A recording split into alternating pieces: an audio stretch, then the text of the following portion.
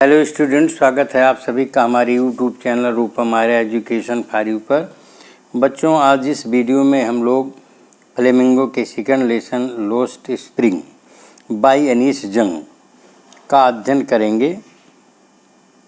इस लेसन में अनीस जंग ने दो बच्चों, एक का नाम है साहिब आलम और दूसरा मुकेश, उसकी स्थिति का वर्णन किया है और इन दोनों की और इनके परिवार की स्थिति बहुत ही पिटिएबल है, बहुत ही दयनीय है, उसका वर्णन किया है।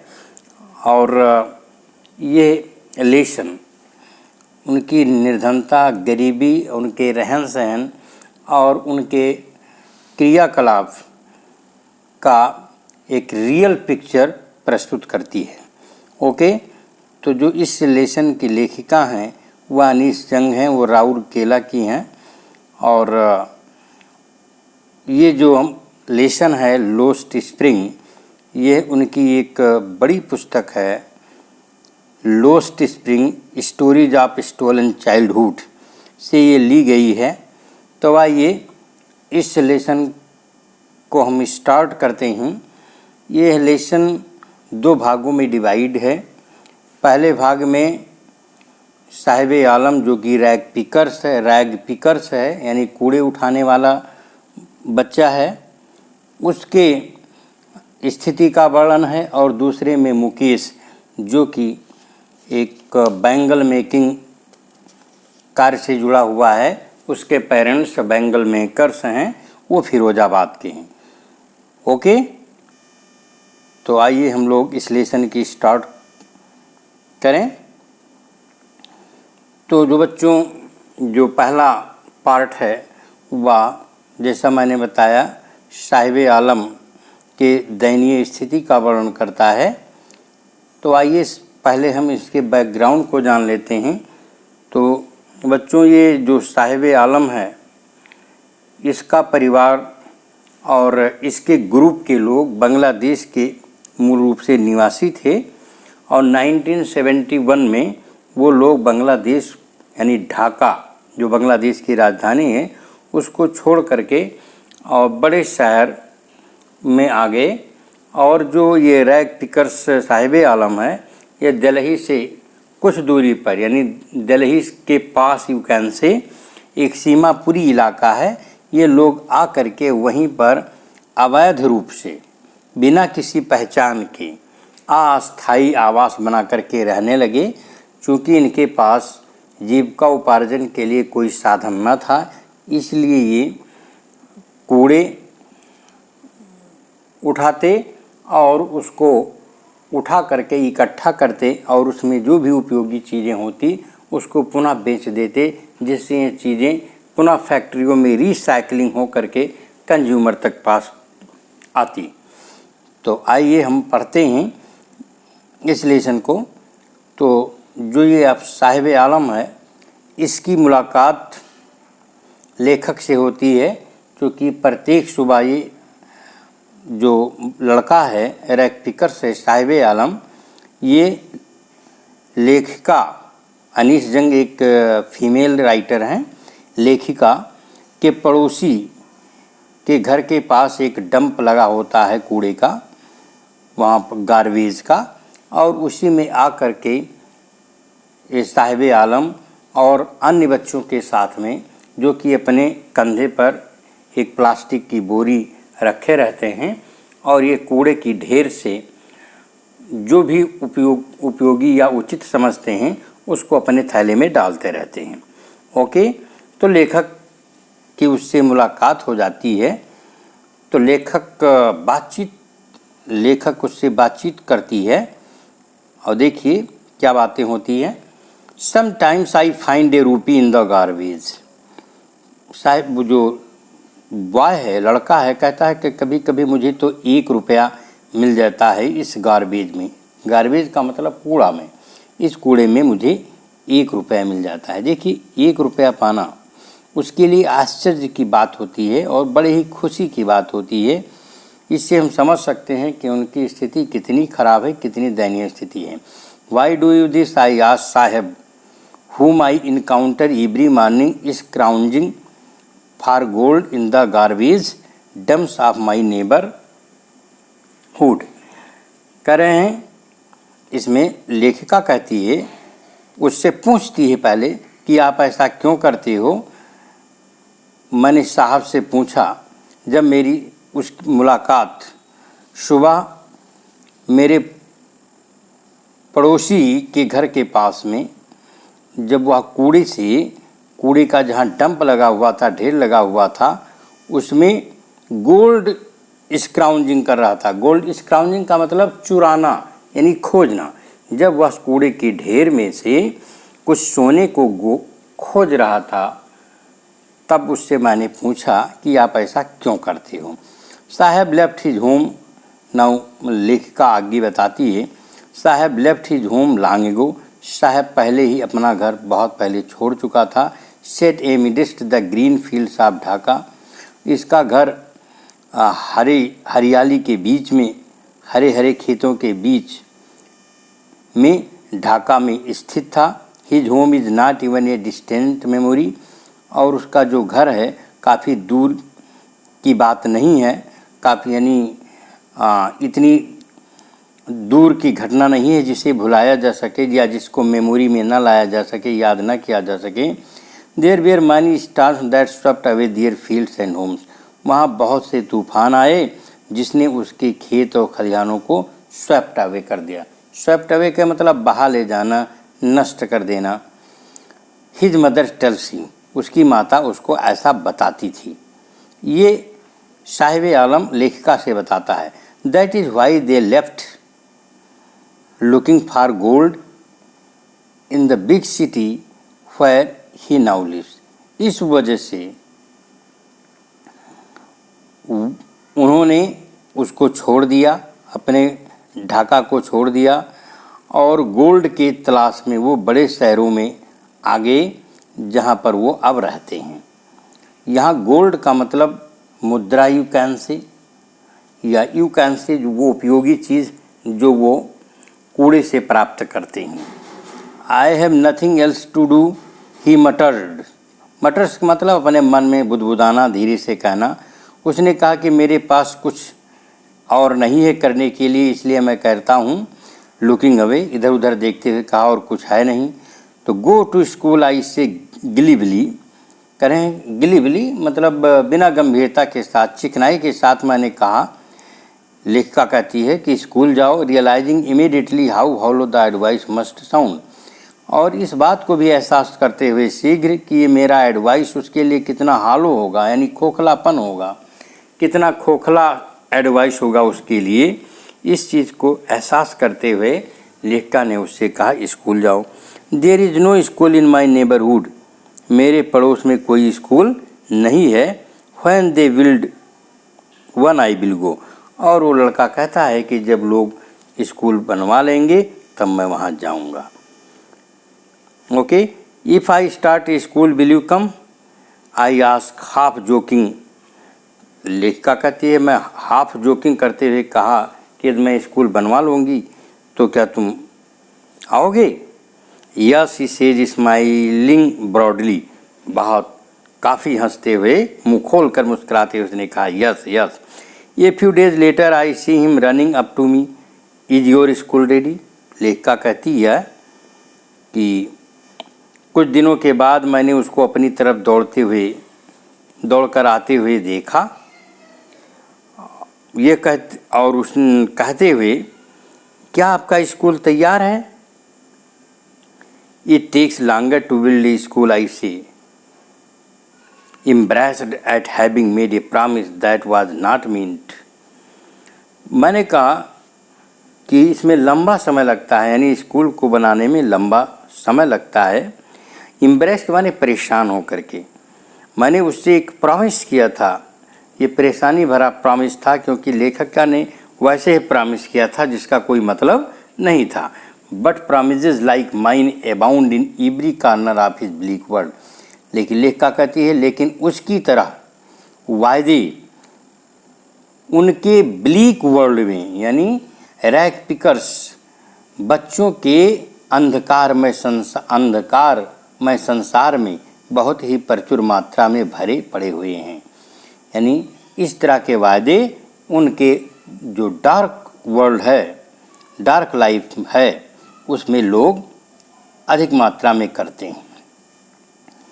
After months of knowing him I ask him his name. कह रहे हैं कि जब महीनों मैं उसको जान गया तब मैंने उसका नाम पूछा। साहिब आलम ही अनाउंसेस, वह अनाउंस करता है कि उसका नाम क्या है, Sahib Alam. He does not know what it means, वह इस नाम का इसका मतलब भी नहीं जानता। If he knew its meaning lord of the universe he would have a hard time believing it. और यदि वह उसका नाम जानता भी, उसका मतलब जानता साहिब आलम का, तो साहिब आलम का मतलब होता है लॉर्ड ऑफ यूनिवर्स, इस ब्रह्मांड का, इस संसार का मालिक। And he would have a hard time believing it, और इसको विश्वास करने में उसको काफ़ी समय लगता। Unaware of what his name represents, इस अनअवेयर माने अननोन, इस बात से अनजान कि उसका नाम किस चीज़ को रिप्रेजेंट करता है। He roams the streets with his friends, वो अपने मित्रों के साथ गलियों में घूमता, रोम्स माने घूमता। An army of bear foot boys who appear like the morning birds and disappear at noon, और वो घूमता, यानी बच्चों की, नंगे पैरों वाले बच्चों की एक फौज उसके साथ होती जो दोपहर में पक्षियों की तरह दिखाई पड़ते और फिर दोपहर में डिसअपीयर हो जाते। Over the months I have come to recognise each of them, कहते महीनों तक हम लोग, ओवर द मंथ्स माने महीनों तक या महीनों के बाद हम लोग एक दूसरे को अच्छी तरह से रिकॉग्नाइज करेंगे। रिकॉग्नाइज माने पहचान लेंगे। Why aren't you wearing chappals, लेखा कहते मैंने पूछा तुम चप्पल क्यों नहीं पहने हो। I asked my mother did not bring them down from the shelf, कहता है कि अलमारी से मेरी माता ने उसे नीचे नहीं उतारा। बहुत सिंपली आंसर देता है। Even if she did he will throw them off एट्स another who is wearing shoes that do not match, और उसी में से एक दूसरा लड़का जो कि जूते पहने हुए था लेकिन वो जूते मैच नहीं करते थे, यानी डिफरेंट थे। उसने कहा अगर इसकी माँ जूते उतार भी देती तो ये उनको फेंक देता। When I comment on it he shuffles his feet and says nothing, और जब मैं उस पर कमेंट करता हूँ तो वो अपने एक पैर को दूसरे पैर पर रगड़ता है और कुछ कहता नहीं। I want shoes says a third boy who has never owned a pair all his life, उसी में एक तीसरा लड़का है, वो कहता है मैं जूता चाहता हूँ, और उसने अपने पूरे जीवन भर वह एक जोड़े जूते का मालिक नहीं बन पाया। Travelling across the country I have seen children walking barefoot, लेखिका कहती है कि पूरे देश में यात्रा करते समय मैंने देखा बच्चों को कि जो नंगे पैर घूमते हुए, शहरों में घूमते हुए देखा, ऑन विलेज रोड्स, गांव की सड़कों पर घूमते देखा।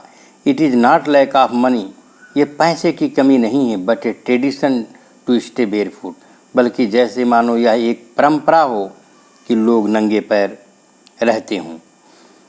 इज वन एक्सप्लेनेशन, इसका एक यही एक्सप्लेनेशन है। यानी लेखक के अनुसार हर जगह जहाँ कहीं वो यात्रा करने गई उसको गाँवों और शहरों में बच्चे नंगे पैरों वाले ही मिले। I wonder if this is only an excuse to explain away a perpetual state of poverty, कह रहे हैं लेखिका कि आई वंडर, मुझे आश्चर्य है, if this is only an excuse to explain away a perpetual state of poverty, कि यह लगातार नियमित बनी रहने वाली गरीबी की स्थिति को एक्सप्लेन करने का एक केवल तरीका मात्र है। Okay, I next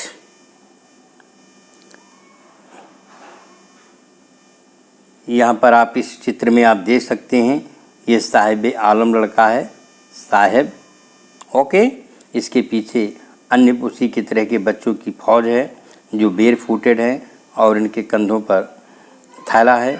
I remember ये स्टोरी, ये man from Udupi once told me, कह रहा है, लेखिका कहती है कि मुझे याद है एक कहानी जिसे उडीपी के एक व्यक्ति ने एक बार मुझे बताई थी। As a young boy he would go to school past an old temple, कि एक जब वह लड़का था तो वह एक school he would go to school, जब वह स्कूल को जाता था तो एक मंदिर से होकर गुजरता था जहाँ पर where his father was a priest, जहाँ उसके पिता एक प्रीस्ट थे, पुजारी थे। He would stop briefly at the temple and pray for a pair of shoes, वहाँ पर वो थोड़े समय के लिए मंदिर के पास रुकता और एक जोड़े जूते के लिए प्रार्थना करता था। 30 years later I visited his town, करें 30 सालों के बाद मैंने उस नगर को दोबारा देखा गया। And the temple which was now ड्रॉन्ड in an air of dissolution, और वह मंदिर जो कि 30 सालों के बाद में, डिसोल्यूशन का मतलब जहाँ पर कोई न रहता हो, अकेलापन या सुनसान में बदल गया हो, वहाँ पर वो गया तो पाया 30 सालों के बाद कि वो मंदिर बिल्कुल सुनसान था।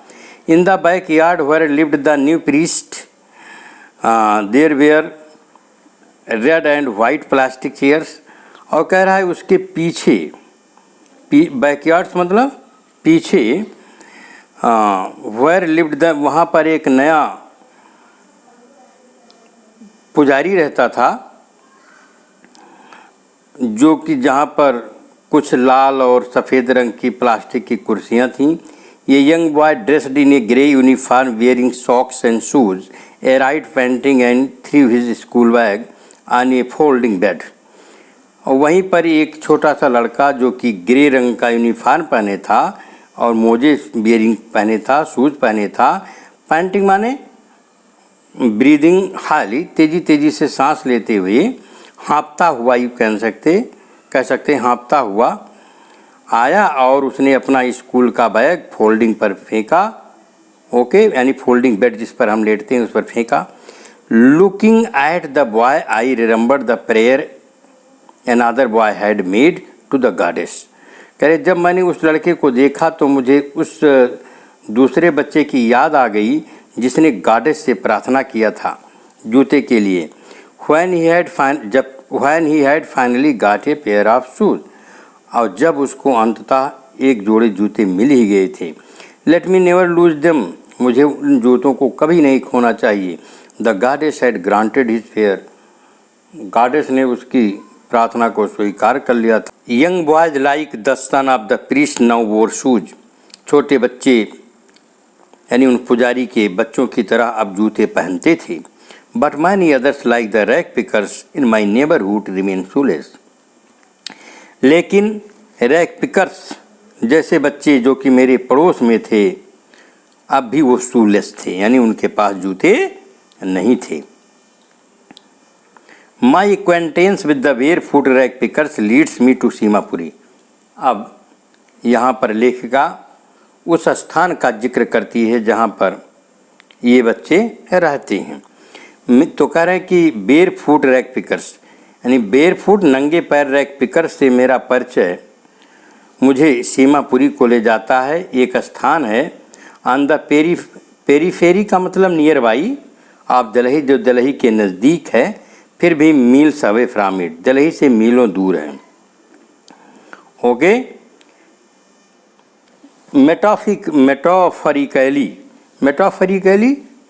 कहते हैं लाक्षणिक रूप से, कि लाक्षणिक रूप से का मतलब होता है फिगरेटिव, यानी जब हम इसका सीमापुरी का उल्लेख करते हैं तो तुरंत याद आ जाती है, यानी एक सिंबल जैसे वो बन गया है, प्रतीक बन गया है कि यहाँ के लोग रैग पिकिंग्स का काम करते हैं, कबाड़े का काम करते हैं।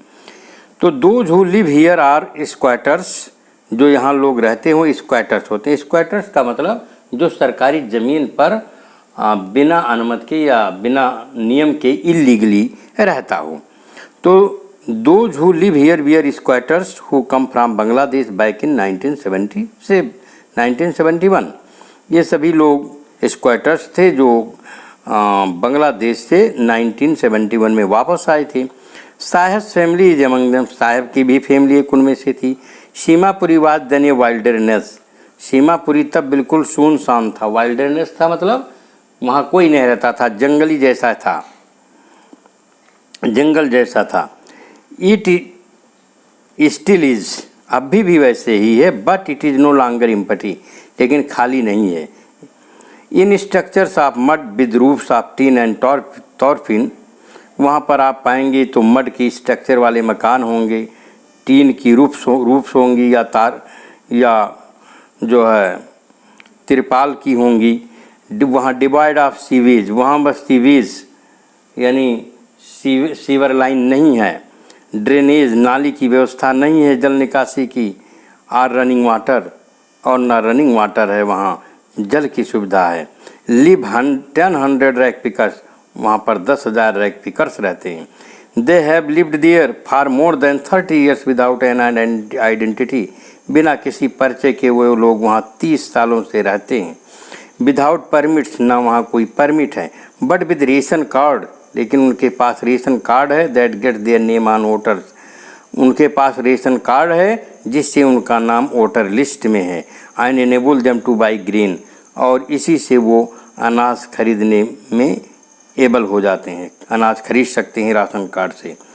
फूड इज़, बहुत ही एक फैक्चुअल बात लिख कर आगे कहती है, food is more important for survival than identity, जीवित रहने के लिए परिचय की अपेक्षा भोजन ज़्यादा महत्वपूर्ण है। If at the end of the day we can feed our families, अगर दिनांत में हम अपने परिवार को खिला सकें, and go to bed without an aching stomach, और रात में अगर हम बिना पेट में दर्द के सो जाते हैं तो that is better. We would rather live here than in the fields, तो हम लोग यहाँ रह सकते हैं अपेक्षाकृत खेतों के, that gave us know grain, जो मुझे कोई अनाज नहीं देती। से ये group of women in tattered saris, tattered का मतलब वार्न आउट, फटी पुरानी, टॉर्न, फटी पुरानी साड़ी पहनी हुई औरतों का एक ग्रुप ये कहता है कि अगर हमें यहाँ खाने को मिल जाता है और बिना पेट में दर्द के हम रात में सो जाते हैं यहाँ, तो खेतों से मुझे यहाँ रहना अच्छा है। Okay, when I ask them why they left their beautiful land of green fields and rivers, जब मैं उनसे पूछती हूँ कि आपने अपने ब्यूटीफुल ग्रीन लैंड्स और फील्ड्स और रिवर्स को क्यों छोड़ दिया, तब उनका यही जवाब होता है कि अगर खाने को मिल जाता है, पेट में दर्द नहीं रहता, तो उन खेतों से यहाँ पर अच्छा है। Wherever they find food, पूछती है लेख का, खाना आपको कहाँ से मिलता है। Wherever they find food, जहाँ कहीं से उनको भोजन मिलता है, यानी इन लोगों को रैक पिकर्स हैं, जहाँ कहीं ये खाने की चीज़ पा जाते हैं, यानी इनका भोजन मिल जाता है। दे पिच देयर टेंट्स, वहीं पर अपना टेंट गाड़ देते हैं, पिच कर देते हैं, and become transit homes, transits का मतलब उठाऊ, not permanent, not fix, temporary घर वहीं पर बना लेते हैं। Children grow up in them becoming partners in survival, और बच्चे भी बड़े बड़े जैसे होते हैं वह भी उसी सर्वाइवल का पार्टनर हो जाते हैं। And survival in Seemapuri means rag picking, और अगर आप सीमापुरी में रहते हैं, आपको लिए सर्वाइवल का एक ही साधन वहाँ पर है, और वह है आप रैक पिकिंग्स। आप दिल्ली के आसपास एरिया में आइए और रैक पिकिंग करिए। Through the years it has acquired the proportions of fine art, किंतु यह वर्षों से इसने भी अब उसी अनुपातिक रूप में ललित कला को प्राप्त कर लिया है। यहाँ पर भी कुछ जैसे कलाएं विकसित हो गई हैं। Garbage is gold is them, garbage to them is gold, garbage ही उनके लिए गोल्ड है। Okay, it is their daily bread, ये उनका दैनिक भोजन है। ये रूफ ओवर देयर हेड्स, यही उनके हेड का रूफ है। Even if it is leaking roof, चाहे उनका छत ये लीक क्यों ही ना करता हो। But for a child it is even more, लेकिन बच्चों के लिए ये गार्बेज कुछ और मतलब रखता है। आई समटाइम्स फाइंड ए रूपी even in a 10 rupee note, Saheb says his eyes lighting up, अपनी आँखों को लाइटिंग करता हुआ जैसे आश्चर्य से बताता हुआ कहता है कि कभी कभी तो मुझे 1 रुपये और कभी कभी तो 10 रुपये इस गार्बेज में मिल जाते हैं। When you can find a silver coin in a heap of garbage, you don't stop scrounging. और हाँ, जब कभी आपको किसी सिल्वर कॉइन मिल जाए, चांदी का सिक्का किसी गार्बेज के हीप में मिल जाए, तो आप उसको कुरेदने से रुकेंगे नहीं, उसको आप ओवरटर्न करेंगे। For there is hope of finding more, क्योंकि उसमें आशा बनाई रहती है कि कहीं और अधिक न मिल जाए। It seems that for children garbage has meaning different from that of it means to their parents. इसका मतलब ये हुआ कि गार्बेज का मतलब बच्चों के लिए उनके माता पिता से भिन्न था। For children it is wrapped in wonders, बच्चों के लिए ये आश्चर्य में लिपटा हुआ है। और for the elders it is means of survival, जबकि एल्डर्स के लिए गार्बेज सर्वाइवल का साधन है। Okay. One winter morning, I see Sahib standing by the fenced gate of the neighborhood club, watching two young men dressed in a white playing tennis. Okay, लेखिका कहती है कि एक बार जो ठंडी का सुबह का समय था, मैंने साहब को एक चारों तरफ चहरदीवारी से घिरी हुई गेट के पास अपने पड़ोसी क्लब के पास उसको मैंने दो यंग मैन जो कि ड्रेस पहने हुए थे, सफ़ेद ड्रेस, और टेनिस खेल रहे थे, उनको टेनिस खेलते हुए साहब को देखते हुए मैंने देखा कि दो लोग टेनिस खेल रहे थे और साहब गेट के पास खड़ा होकर उनको देख रहा था। I like the game he hums का मतलब होता है बहुत साइलेंटली, अपने मन में ही कहना, चुपके से। उसने अपने मन में ही कहा कि मैं भी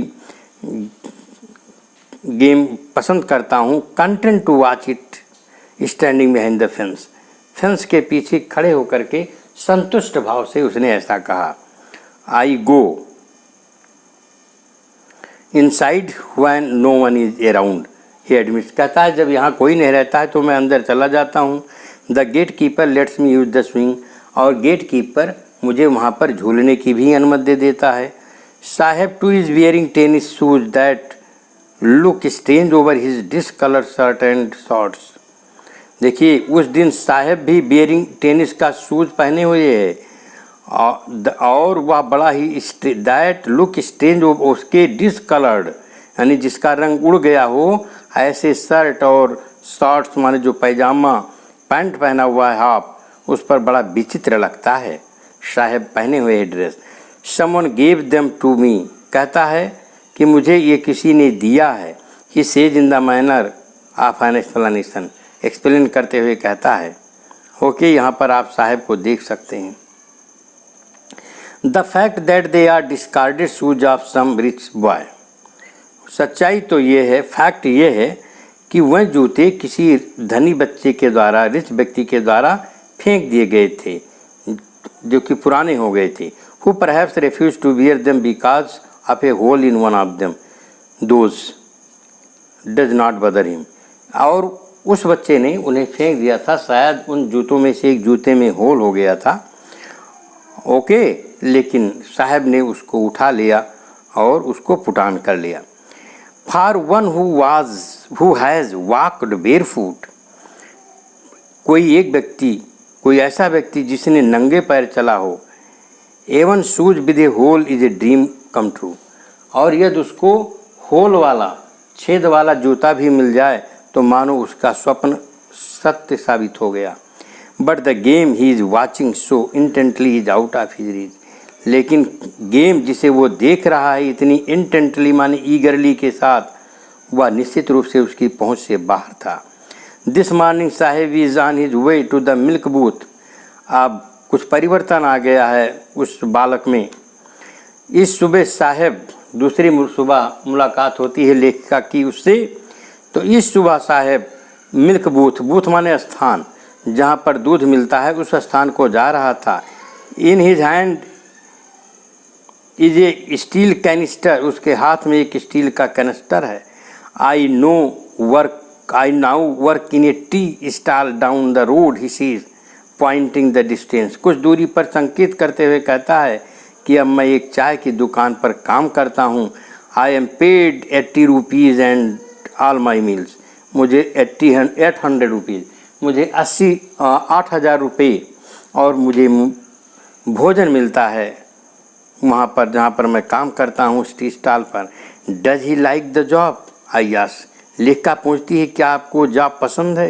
his face I see has lost the carefree look. लेखिका कहती है जब मैंने उससे पूछा और उसके चेहरे को देखा तो उसका चेहरा पर जो केयरफ्री लुक थी, चिंता मुक्त जो दिखता था उसका चेहरा, वो चिंता मुक्त जो लक्षण था चेहरे पर वो गायब हो चुका था, यानी वह केयरफ्री नहीं था। The steel canister seems heavier than the plastic bag. जो स्टील का कैनिस्टर वह इस समय ले जा रहा है उसको उसके इस प्लास्टिक बैग से भारी प्रतीत होता था। He would carry so lightly over his shoulders. वह प्लास्टिक के बैग को बड़े ही आसानी के साथ हल्का महसूस करते हुए ले चल सकता था। द बैग वाज हिज, और ये बैग प्लास्टिक का उसका अपना था। The canister belongs to the man who owns the tea shop. और ये कैनिस्टर उस व्यक्ति का है जिसकी चाय की दुकान है। Saheb is no longer his own master. Saheb अब अपना मालिक नहीं रहा, अर्थात वह अब स्वतंत्र नहीं है, अब वह दूसरे का नौकर बन गया है। ओके, यानी ये लास्ट लाइन कहती है कि अगर आप स्वतंत्र हैं, केयरफ्री लाइफ है आपका, आपको भले ही गरीबी या पॉवर्टी में रहते हैं तो वो आपके लिए ज़्यादा सुखद है अपेक्षाकृत किसी का गुलाम बन करके रहना। ओके, तो थैंक यू बच्चों। आज इस वीडियो में केवल इतना ही। अगले नेक्स्ट वीडियो में हम पार्ट 2 आपको पढ़ाएंगे। Thank you for watching. हाँ, यदि आप चैनल पर नए हो तो इसे अवश्य सब्सक्राइब कर लें। ओके।